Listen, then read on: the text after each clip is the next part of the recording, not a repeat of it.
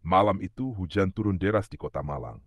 Angin berdesir pelan, menyapu dedaunan yang berguguran di halaman sebuah hotel tua yang berdiri megah, namun kusam.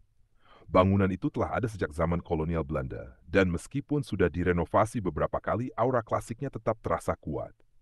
Dina, seorang jurnalis lepas, tiba di hotel itu dengan sebuah misi, menelusuri cerita-cerita mistis yang berkembang di sana.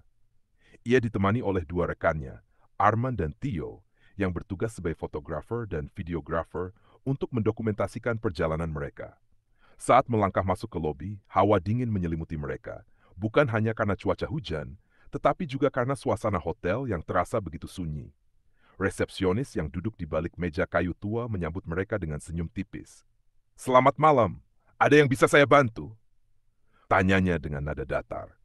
Dina menyebutkan reservasi mereka, dan sang resepsionis segera menyerahkan kunci kamar. "Kamar kalian ada di lantai 3, koridor timur. Jika butuh sesuatu, silakan telepon ke lobi."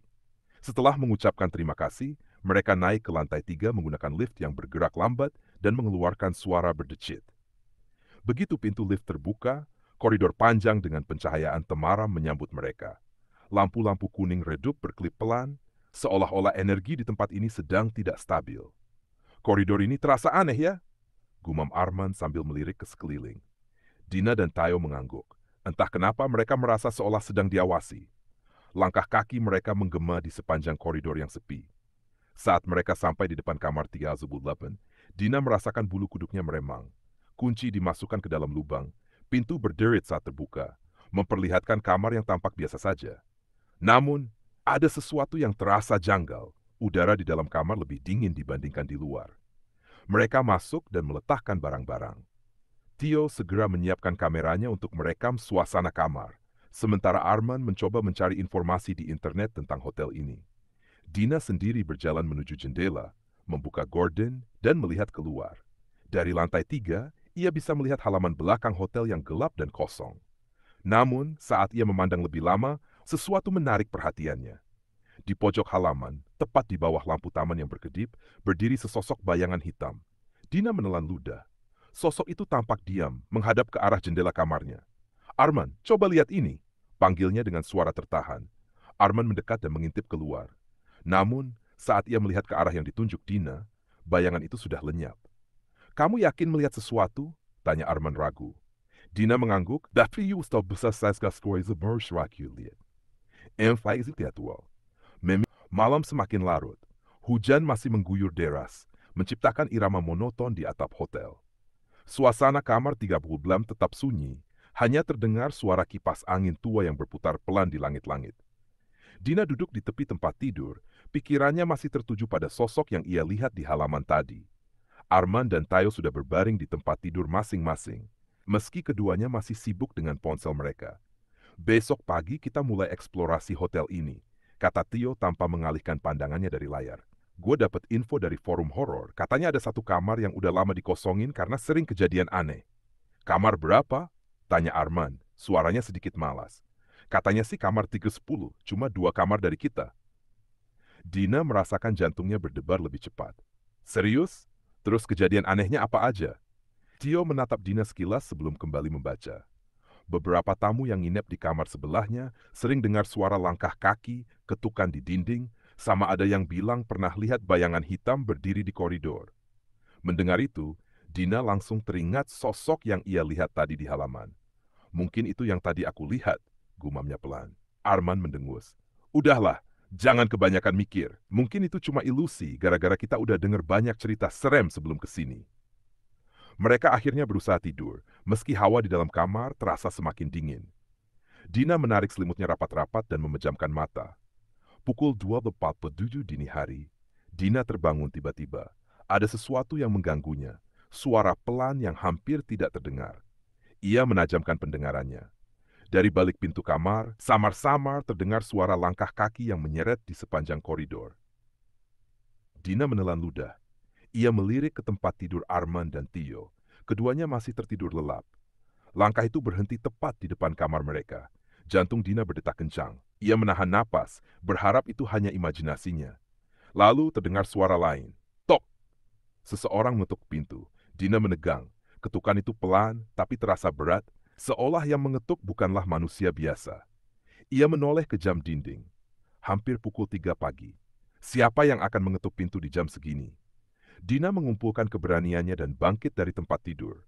Ia berjalan pelan ke arah pintu, menempelkan telinganya di permukaan kayu. Sunyi, tidak ada suara apapun. Dina mengintip melalui lubang kecil di pintu. Tidak ada siapapun di sana. Ia menghela napas lega. Mungkin itu hanya imajinasinya. Tapi saat ia akan berbalik, sesuatu membuatnya membeku. Ada suara pelan yang terdengar dari lubang intip, seperti seseorang berbisik langsung ke telinganya. "Kamu tidak seharusnya di sini." Dina menjerit dan terjatuh ke lantai. Jeritan Dina membangunkan Arman dan Tayo.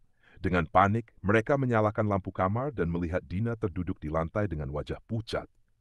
"Dina, kamu kenapa?" tanya Arman sambil membantu Dina berdiri. Dina terengah-engah, tubuhnya gemetar. Aku dengar suara.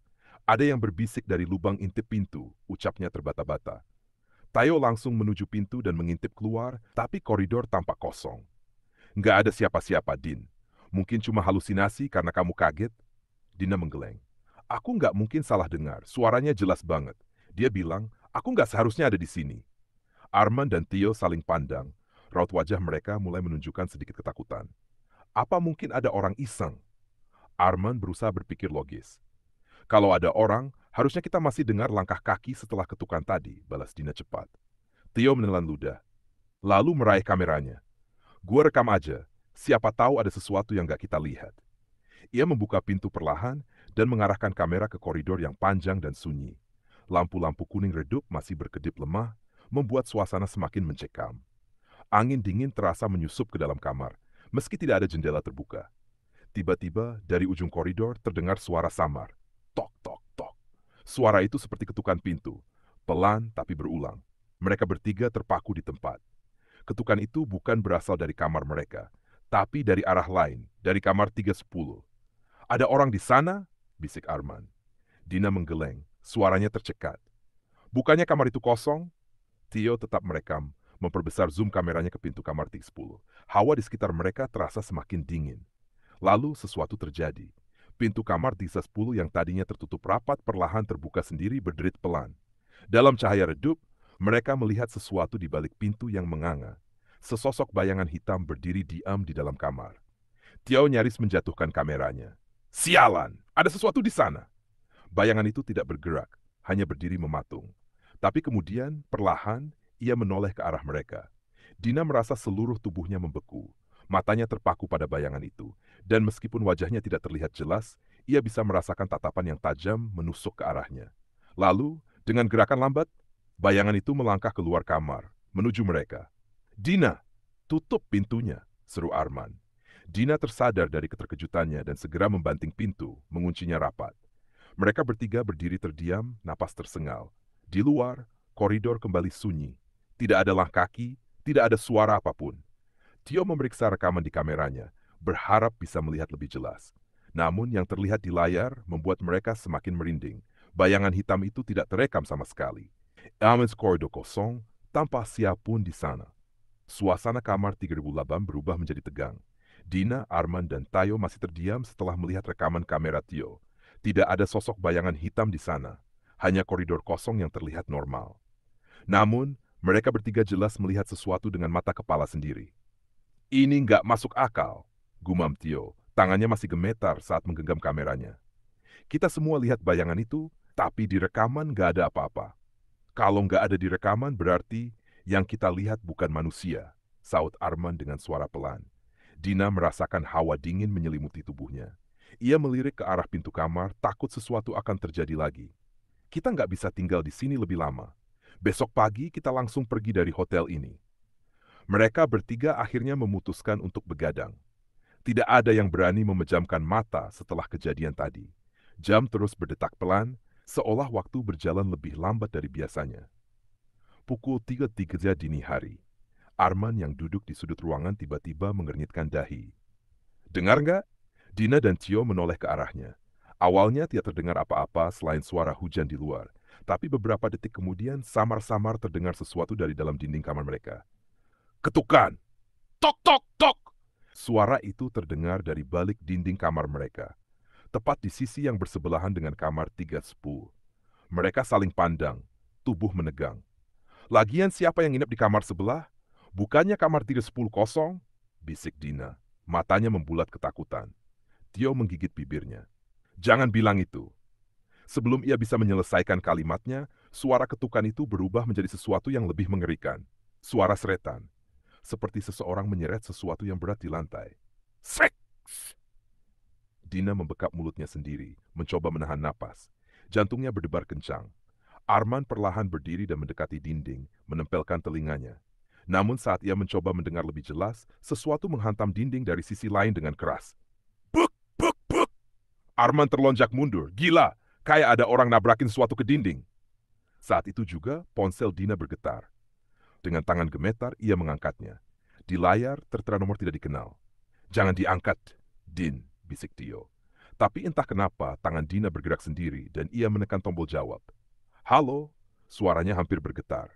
Awalnya hanya ada suara statis di seberang. Tapi kemudian, terdengar napas berat diikuti oleh bisikan yang sama dengan yang ia dengar sebelumnya. Kamu tidak seharusnya ada di sini. Dina melempar ponselnya ke kasur, wajahnya sepucat kertas. Itu suara yang aku dengar. Arman dan Tayo semakin panik.